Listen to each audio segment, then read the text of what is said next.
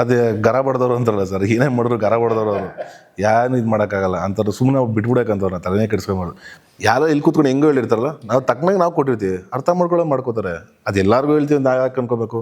ನನಗೆ ಆ ಕತೆಗಳನ್ನ ಸ್ವಲ್ಪ ಸೀರಿಯಸ್ ಆಗಿ ತೊಗೋತೀನಿ, ಯಾಕಂದರೆ ಅಟ್ ದಿಸ್ ಪಾಯಿಂಟ್ ನನಗೆ ಬರೀ ಮರ ಸುತ್ತೋ ಕ್ಯಾರೆಕ್ಟರ್ಸ್ ಮಾಡೋದಕ್ಕೆ ಇಷ್ಟ ಇಲ್ಲ. Before Bazaar how was your mind set? Bazaar ನಂತರ 4 ಪ್ರಾಜೆಕ್ಟ್ಗಳನ್ನು ಮಾಡ್ತೀರಿ.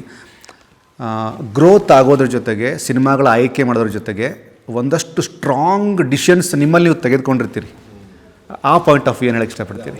ಬಂದಾಗ ಸರ್, ಬಜಾರ್ ಬಂದಾಗ ಸರ್ ಹೊಸಬ್ರು, ಏನೂ ಗೊತ್ತಿಲ್ಲ, ಏನಾಗುತ್ತೆ ಏನಂದ್ರೆ ಗೊತ್ತಿಲ್ಲ. ಬಟ್ ಈಗಿನ ಪರಿಸ್ಥಿತಿ ಇದಕ್ಕೆ ಜವಾಬ್ದಾರಿಗಳಿದೆ. ಜೊತೆಗೆ ನಾವು ಏನು ಮಾಡೋ ಪ್ರತಿಯೊಂದು ಹೆಜ್ಜೆನೂ ಯಾವ ಥರ ಇಡ್ತೀವಿ ಅನ್ನೋದನ್ನು ನಾವು ಇದು ನೋಡಿ ಮಾಡಿನೇ ಇಡಬೇಕಾಗುತ್ತೆ.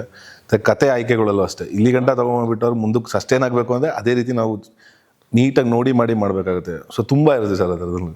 ಆಮೇಲೆ ತುಂಬ ಜನ ಸ್ಟಾರ್ಗಳ ಜೊತೆ ಮಾತಾಡ್ಬೇಕಾದ್ರೆ ತುಂಬ ಜನ ಕತೆ ಹೇಳ್ತಾರೆ, ಸರ್ ನೀವು ಯಾಕೆ ಬೇಗ ಕತೆಗಳನ್ನ ಒಪ್ಕೊಳ್ಳಲ್ಲ, ಸಿನಿಮಾಗಳನ್ನ ಮಾಡ್ಬೋದಲ್ಲ ಬ್ಯಾಕ್ ಟು ಬ್ಯಾಕ್ ಅಂತ. ನಾನು ಇದನ್ನು ಪ್ರಶ್ನೆ ಹೀರೋಗಳಿಗೂ ಕೇಳಿದ್ದೀನಿ, ಹೀರೋಯಿನ್ಸ್ಗೂ ಕೇಳಿದ್ದೀನಿ. ಈ ಥರದ್ದು ಎಕ್ಸ್ಪೀರಿಯನ್ಸ್ ನಿಮ್ಗೆ ಆಗಿದೆಯಾ? ತುಂಬ ಜನಕ್ಕೆ ಒಂದು ಕತೆ ಹೇಳ್ತಾರೆ, ಕತೆ ಇಷ್ಟ ಆಗಿರುತ್ತೆ, ಎಲ್ಲೋ ಒಂದು ಮೂಮೆಂಟು ಒಂಚೂರ ಕ್ರ್ಯಾಕಿಂಗ್ ಪಾಯಿಂಟ್ ಸ್ವಲ್ಪ ಹಿಂದೆ ಮುಂದೆ ಆಗುತ್ತೆ. ಇಲ್ಲ ಸರ್, ಅಂದರೆ ನಾನು ಯೂಶ್ವಲಿ ಅಷ್ಟೊಂದು ಕತೆ ಎಲ್ಲ ಕೇಳೋ ಸರ್. ನಂಗೆ ಗೊತ್ತಾಗುತ್ತೆ ಸರ್, ಲೈಕ್ ಆ ಒಂದು ಲೈನ್ ಕೇಳಿದಾಗೇ ಇದು ವರ್ಕ್ ಆಗುತ್ತಾ ಇಲ್ಲ, ಯಾಕಂದರೆ ಬಿಕಾಸ್ ರೊಟೀನ್ ಆಗಿಬಿಡುತ್ತಲ್ಲ ಸರ್. ರೊಟೀನ್ ಪ್ಯಾಟರ್ನ್ ಬಂದು ಹೋಗಿರೋದು ಗೊತ್ತಾಗಿರುತ್ತೆ, ಈ ಸಿನಿಮಾಲಿ ಇದು ಬಂದಿದೆ ಅಂತ. ಸೊ ಯಾವುದು ಫ್ರೆಶ್ ಅನ್ಸಲ್ಲ. ಸೊ ಅವಾಗ ಒಂದು ಚೂರು ಕೂತು ಕೇಳಿದಾಗ ಓಕೆ ಫೈನ್, ಇದು ಮಾಡ್ಬೋದು ಏನೋ ಅಂತ ಅಲ್ಲಿಗೆ ಡಿಸೈಡ್ ಆಗ್ತೀವಿ. ಸೊ ಸಡನ್ ಒಂದು ಜನ ಎಲ್ಲ ಕತೆನೂ ಕೇಳೋಕೆ ಹೋಗಲ್ಲ. ಸೇಮ್ ಸರ್, ಅಂದರೆ ಆನ್ ಕಾಲಲ್ಲೇ ಕೆಲವು ಏನೇನು ಪಾಯಿಂಟ್ಸ್ ಇದೆ ಅದೆಲ್ಲ ಟಿಕ್ ಆದರೆ ದೆನ್ ನಾನು ನರೇಶನ್ ಕೇಳಕ್ಕೆ ಹೋಗ್ತೀನಿ. ಆ್ಯಂಡ್ ಅದರಲ್ಲೂ ಮೇಜರ್ಲಿ ಇವತ್ತು ನಮ್ಮಲ್ಲಿ ಮೇಜರ್ ಆಗಿ ಆ್ಯಂಟಗನಿಸ್ಟ್ ಅಂತ ತೊಗೊಂಡ್ರೆ ಪ್ರೊಟಾಗನಿಸ್ಟ್ ಆ್ಯಂಟಗನಿಸ್ಟ್ ಎರಡೂ ಮೇಲೆ ಇರ್ತಾರೆ ಮೇಜರ್ ಸಿನಿಮಾಸಲ್ಲಿ. ಸೊ ನಮ್ಮ ಹುಡುಗಿರಿಗೆ ಪಾತ್ರ ಯಾರು ಪ್ರಾಮಿನೆನ್ಸ್ ಕೊಟ್ಟು ಬರೆದಿರ್ತಾರೆ, ನನಗೆ ಆ ಕತೆಗಳನ್ನ ಸ್ವಲ್ಪ ಸೀರಿಯಸ್ ಆಗಿ ತೊಗೋತೀನಿ. ಯಾಕಂದರೆ ಅಟ್ ದಿಸ್ ಪಾಯಿಂಟ್ ನನಗೆ ಬರೀ ಮರ ಸುತ್ತೋ ಕ್ಯಾರೆಕ್ಟರ್ಸ್ ಮಾಡೋದಕ್ಕೆ ಇಷ್ಟ ಇಲ್ಲ. ಸೊ ಹಾಗಾಗಿ ಪಾತ್ರಕ್ಕೆ ತುಂಬ ಇಂಪಾರ್ಟೆನ್ಸ್ ಇದೆ ಆ್ಯಂಡ್ ಕತೆ ತುಂಬ ಚೆನ್ನಾಗಿದೆ ಆ್ಯಂಡ್ ಡೆಲಿವರ್ ಮಾಡುವಂಥ ನಮ್ಮ ಡೈರೆಕ್ಟರ್ಸ್ ಆ್ಯಂಡ್ ಪ್ರೊಡಕ್ಷನ್ ಟೀಮ್ಗೆ ಅಷ್ಟು ಕೆಪಾಸಿಟಿ ಇದೆ ಅನ್ನುವಾಗ ನಾನು then I take it forward. Usually ಸಿನಿಮಾದ ಪ್ರೊಸೆಸ್ ನೋಡಿದಾಗ ಕತೆ ಕೇಳಿದಾಗಿದ್ದಂತಹ ಫೀಲು, ಸಿನಿಮಾ ಶೂಟ್ ಆಗುವಂತಹ ಟೈಮು, ಅದನ್ನು ಔಟ್ಪುಟ್ ನೋಡೋಂತಹ ಆ ಫೈನಲ್ ಔಟ್ಪುಟ್ ನೋಡೋಂಥದ್ದು, ಈ 3 ಲೇಯರಲ್ಲಿ ಸಿನಿಮಾದ ಒಂದಷ್ಟು ಕ್ವಾಲಿಟಿನ ನಿಮಗೆ ಗೊತ್ತಾಗ್ತಾ ಹೋಗುತ್ತೆ. ಕತೆ ಕೇಳಿದಾಗ, ಶೂಟಿಂಗ್ ಆದಾಗ ಆ ಪಾಯಿಂಟ್ ಆಫ್ ವ್ಯೂ ಹಯಗ್ರೀವ್ ಹೇಗೆ ಬಂದಿದೆ? ತುಂಬ ಚೆನ್ನಾಗಿ ಬಂದಿದೆ ಸರ್. ಅಂದರೆ ಕಂಪ್ಲೀಟ್ ಈಗ ಔಟ್ಪುಟ್ ನೋಡಿಲ್ಲ, ಇವಾಗೆಲ್ಲ ಆದಮೇಲೆ ಈಗ ನಾಳೆ ಅಥವಾ ನಾಡ್ದಲ್ಲಿ ನೋಡ್ತಾ ಇದ್ವಿ. ಸೊ ಅಲ್ಲಿ ಅದೊಂದು ಬ್ಯಾಲೆನ್ಸ್ ಇದೆ ನಮಗೀಗ ಸದ್ಯಕ್ಕೆ. ನಾವು ಅಂದ್ಕೊಂಡಿರೋ ಮಟ್ಟಿಗೆ ಎಲ್ಲ ಅಂದ್ಕೊಂಡಿರೋ ಮಟ್ಟಿಗೆ ರೀಚ್ ಆಗಿದ್ದೀವಿ. ಬಟ್ ನಮ್ಗೆ ಇದಾದ್ಮೇಲೆ ಈಗ ಒಂದು 2-3 ಡೇಸಲ್ಲಿ ನೀಟಾಗಿ ನೋಡಿದ್ರೆ ಒಂದು ಫಿಕ್ಸ್ ಆಗ್ತೀವಿ ನಮ್ಮ ಮೈಂಡ್. ನನಗೆ ಯುವರಾಜ್ ಭಟ್ರು ಬರೆದಂಥ ಹಾಡು ಅಂದರೆ ನಾವು ಯೂಶಲಿ ಅಂತೀವಿ, ಫಾರ್ ಎಕ್ಸಾಂಪಲ್ ಭಟ್ರು ಬಹಳಷ್ಟು ಹೀರೋಗಳಿಗೆ ಸಾಂಗ್ ಬರೆದಿದ್ದಾರೆ. ಬಟ್ ಕೆಲವೊಂದು ಸರಿ ಗುರು ಇವರಿಗೂ ಒಂದು ಸಾಂಗ್ ಬರೆದ್ರೆ ಹೆಂಗಿರುತ್ತೆ ಆ ಸಾಂಗು, ಯಾವ ಥರದ ರಿದಮನ್ನು ಅದು ಕ್ಯಾರಿ ಮಾಡುತ್ತೆ.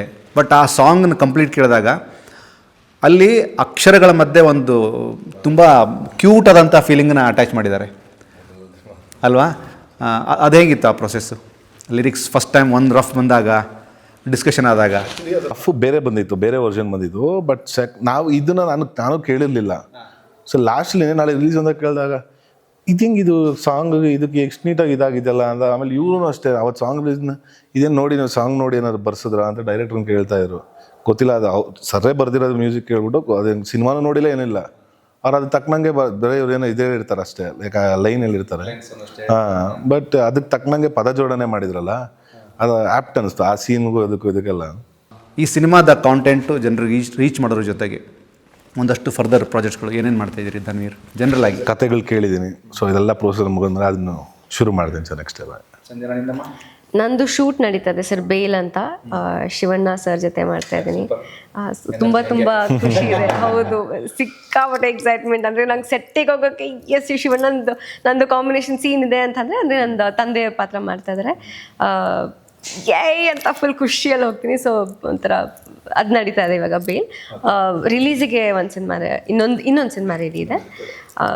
ಇನ್ನೆರಡು ಓಕೆ ಆಗಿದೆ, ಅನೌನ್ಸ್ ಆಗಿಲ್ಲ. ಸೊ ಅವ್ರು ಮಾಡಿದಾಗ ಒಂದಷ್ಟು ಪ್ರಶ್ನೆ ಜನರಲಾಗಿ ಕೇಳ್ತೀನಿ ನಾನು, ಅಂದರೆ ಅದಕ್ಕೆ ನೀವು ಇಷ್ಟಾರು ಉತ್ತರ ಕೊಡ್ಬೋದು. ಎಷ್ಟೇ ಒಳ್ಳೆಯ ಬೆಳವಣಿಗೆಗಳಾದ ಇಂಡಸ್ಟ್ರಿಯಲ್ಲಿ ಆದ್ರೂ ಒಂದಷ್ಟು ಜನರ ಮೈಂಡ್ಸೆಟ್ಟೇ ಚೇಂಜ್ ಆಗಲ್ಲ. ನಾನು ಯಾರನ್ನೂ ಸ್ಪೆಸಿಫಿಕ್ ಮಾಡಲ್ಲ, ಇದಕ್ಕೆ ನೀವು ರಿಯಾಕ್ಟ್ ಏನು ಮಾಡ್ತೀರಾ? ಅದು ಒಳ್ಳೆಯದೋ ಕೆಟ್ಟದ್ದು, ಬಟ್ ಅವ್ರ ಮೈಂಡ್ಸೆಟ್ ಹಾಗೆ ಇರುತ್ತೆ. ಇನ್ ಟರ್ಮ್ಸ್ ಆಫ್ ಏನೇನೋ ಹೆಸರು ಯೂಸ್ ಮಾಡೋದು, ಆ ಥರದ್ದು ಆಗ್ತವೆ. ಅದಕ್ಕೇನಂತ ರಿಪ್ಲೈ ಮಾಡ್ತಾರೆ? ತನ ತೋರಿಸುತ್ತೆ ಅಷ್ಟೇ, ಅದು ಅವ್ರು ಬೆಳೆದು ಬಂದ ರೀತಿ ತೋರಿಸುತ್ತೆ, ಅವ್ರ ಕ್ಯಾರೆಕ್ಟರ್ಗಳು ಏನಾದ್ರು ತೋರಿಸುತ್ತೆ, ಅವ್ರ ಏನಂತ ಲೈಕ್ ಅದೇ ಗರ ಬಡ್ದವ್ರು ಅಂತಾರಲ್ಲ ಸರ್, ಏನೇ ಮಾಡಿದ್ರು ಗರ ಬಡ್ದವ್ರು ಅವರು, ಏನು ಇದು ಮಾಡೋಕ್ಕಾಗಲ್ಲ ಅಂತಾರೆ. ಸುಮ್ಮನೆ ಅವ್ರು ಬಿಟ್ಬಿಡಕ್ಕಂತವ್ರು ತಲೆನೇ ಕೆಡ್ಸ್ಕೊಂಬಾರ್ದು. ಬದುಕೋರು ಅಂತಲೂ ನೋಡೋಕೆ ಹೋಗ್ಬಿಟ್ಟು ಸುಮ್ಮನೆ ತಿರ್ಕೊಂಡು ಹೋಯ್ತಾರ್ರಿ ನಾವು ಅಷ್ಟೇ. 1 ಸತಿ 2 ಸತಿ 3 ಸತಿ ಹೇಳ್ಬೋದು ಸರ್, ಮನುಷ್ಯ ಆದ ತಿದ್ಕೋತಾರೆ.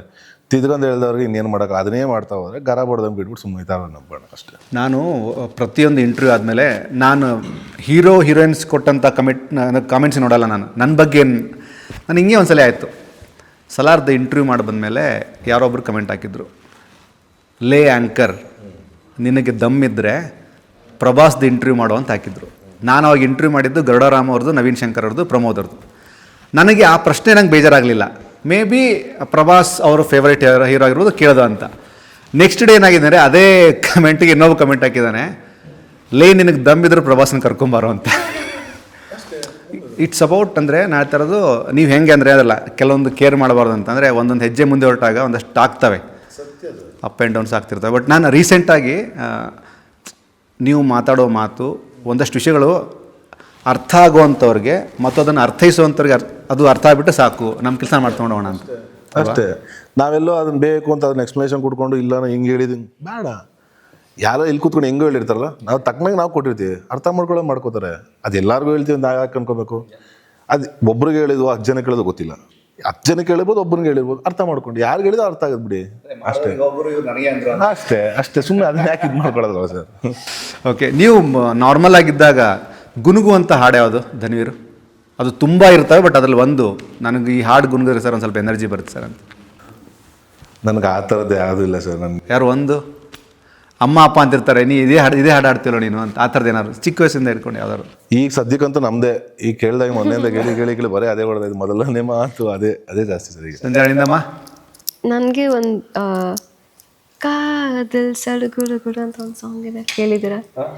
ಸಿಕ್ಕಾಬಡೆ ಇಷ್ಟ ಸರ್. ನಾನು ಮೂಡ್ ಆಫ್ ಆದರೆ ಆ ಸಾಂಗ್ ಕೇಳ್ತೀನಿ. ನಾನು travel it's my any day go to song. That song ತುಂಬ ಇಷ್ಟ. ಓಕೆ, ತುಂಬ ಸಿಟ್ಟು ಬಂದಾಗ ಧನ್ವೀರ್ ತೆಗೆದುಕೊಳ್ಳುವಂಥ ಒಂದು ನಿರ್ಧಾರ ಏನು ಅಂದ್ರೆ ಒಳ್ಳೆ ವಿಷಯಕ್ಕೆ ಸಂಬಂಧಪಟ್ಟಂಗೆ ಸಿಟ್ಟು ಬಂದಿರುತ್ತೆ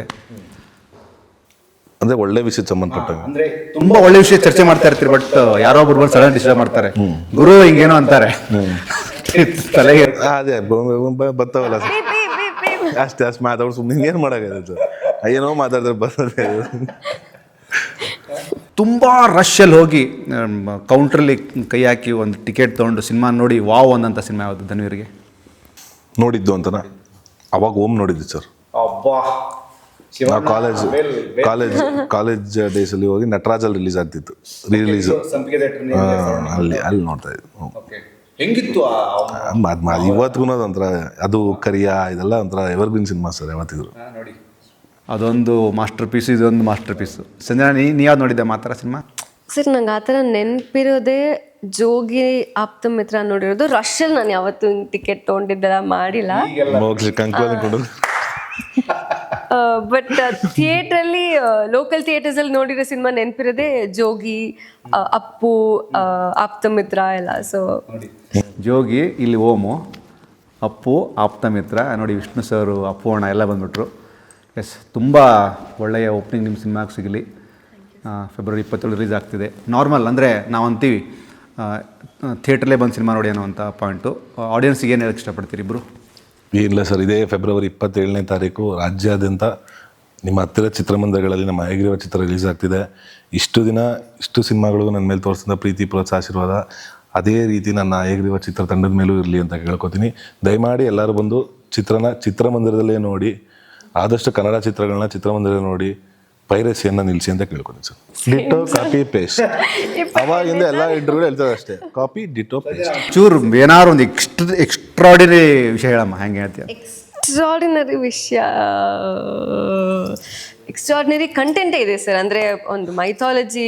ಧನ್ವೀರ್ ಚೇಂಜ್ ಮಾಡಿದ್ರು, ಲೈನ್ ಚೇಂಜ್ ಮಾಡಿದ್ರು, ಚೆನ್ನಾಗಿ ಹೇಳ್ತಿದೆ. ಎಸ್ ಹೇಳಮ್ಮ. ಅದೇ ಮೈಥಾಲಜಿಯಲ್ಲಿ ಬರೋ ಒಂದು ಕಂಟೆಂಟ್ನ ಇವತ್ತು ವೆಸ್ಟರ್ನ್ ಮೆಡಿಸಿನಲ್ಲಿ ಎಕ್ಸ್ಪೆರಿಮೆಂಟ್ ಮಾಡಿದಾಗ ಏನೇನು ಆಗ್ಬೋದು ಅನ್ನೋ ಒಂದು ಕಾನ್ಸೆಪ್ಟ್, ವೆರಿ ಫ್ರೆಶ್ ಕಾನ್ಸೆಪ್ಟ್ ಇಟ್ಕೊಂಡು ಬಂದಿದ್ದೀವಿ ನಮ್ಮ ಸಿನಿಮಾ ಹಯಗ್ರೀವ.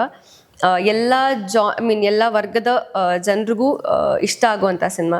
ಕಾಲೇಜ್ ಸ್ಟೂಡೆಂಟ್ಸಿಂದ ಹಿಡಿದು ದೊಡ್ಡೋರ್ಗೆ, ಮಾಸ್ ಲವರ್ಸ್ಗೆ, ಲವ್ ಸ್ಟೋರೀಸ್ ಎಲ್ಲ ಇದೆ ನಮ್ಮ ಸಿನಿಮಾದಲ್ಲಿ. ಸೊ ವಿರ್ ಆಲ್ ಹೋಪಿಂಗ್ ನಿಮ್ಗೆಲ್ರಿಗೂ ನಮ್ಮ ಸಿನಿಮಾ ಇಷ್ಟ ಆಗತ್ತೆ ಅಂತ. ತುಂಬ ಪ್ರೀತಿಯಿಂದ ಸಿನಿಮಾ ಮಾಡಿದ್ದೀವಿ. 27ನೇ ತಾರೀಕು ಥಿಯೇಟರ್ಸ್ಗೆ ಒಂದು ಸಿನಿಮಾ ನೋಡಿ ಅಂತ ಕೇಳ್ಕೊತೀನಿ. ಎಸ್, ಕೈವಾ ರಿಲೀಸ್ ಆದಮೇಲೆ ಸಿಕ್ಕಿರಲಿಲ್ಲ, ಡೈರೆಕ್ಟಾಗಿ ಮಾತಾಡಿರಲಿಲ್ಲ. ಬಟ್ ಕೈವಾ ಸಿನಿಮಾ ನೋಡಿದ ಮೇಲೆ ನನಗೆ ಏನು ಪರ್ಫಾರ್ಮೆನ್ಸ್ ಗುರು ಧನ್ವೀರ್ದು ಅಂತ ನಾನು ತುಂಬ ಜನಕ್ಕೆ ಹೇಳಿದ್ದುಂಟು. Next level performance. Thank you sir. ತುಂಬ ಜನ ಥಿಯೇಟ್ರಲ್ಲಿ ಆ ಸಿನಿಮಾ ನೋಡಿದಿರೋರಿಗೆ ನಾನು ಡೈರೆಕ್ಟಾಗಿ ಬೈದಿದ್ದೀನಿ, ಕೆಟ್ಟದಾಗೆಲ್ಲ ಬೈದಿದ್ದೀನಿ. ನಿಮ್ಗಳ ಬುದ್ಧಿನೇ ಇಷ್ಟು ಥಿಯೇಟ್ರಲ್ಲಿ ರಿಲೀಸ್ ಆದ ಸಿನಿಮಾಗಳು ನೋಡಲ್ಲ, ಒಟ್ಲಿ ಬಂದಮೇಲೆ ನೋಡಿ ಗುರು ಇಂಥ ಸಿನಿಮಾ ಮಿಸ್ ಮಾಡ್ಕೊಂಡ್ಬಿಟ್ಟೆ ಅಂತೀರಾ, ಇಂಥ ಡೌನ್ ಮಾಡಬೇಡ ಅಂತ ನಾನು ಓಪನ್ ಬೈದಿದ್ದೀನಿ. ಅಂದರೆ ಒಂದಷ್ಟು ಒಳ್ಳೆ ಸಿನಿಮಾಗಳು ಮಿಸ್ ಆಗಬಾರ್ದು ಅನ್ನೋ ಒಂದೇ ಒಂದು ಮಾನದಂಡ. ಹಾಗಾದ್ರೆ ಕೈವಾನ ನೆನಪಿದೆ, ನಿಮ್ಮದು ಮತ್ತು ಮೇಘಾದು ಇಂಟರ್ವ್ಯೂ ಮಾಡಿದ ನಂತರ ಆನಂತರ ಸಿಕ್ಕಿಲ್ಲ ನನಗೆ, ವಾಮನ ಮಾತಾಡ್ಸೋಕ್ಕಾಗಿರಲಿಲ್ಲ. Thank you so much Sanjana. Thank you sir. Thank you. ಇಷ್ಟು ಧನ್ವೀರ್ ಮತ್ತು ಸಂಜನಾ ಅವರ ಮಾತು. ಸಿನಿಮಾ ಫೆಬ್ರವರಿ 27ಕ್ಕೆ ರಾಜ್ಯಾದ್ಯಂತ ಬಿಡುಗಡೆ ಆಗ್ತಿದೆ. ಸಿನಿಮಾವನ್ನು ಎಲ್ಲರೂ ತಪ್ಪದೇ ಚಿತ್ರಮಂದಿರ ನೋಡಿ, ಯಾವುದೇ ಕಾರಣಕ್ಕೂ ಪೈರಸಿ ಕಾಪಿ ಬೇಡ. Thank you so much.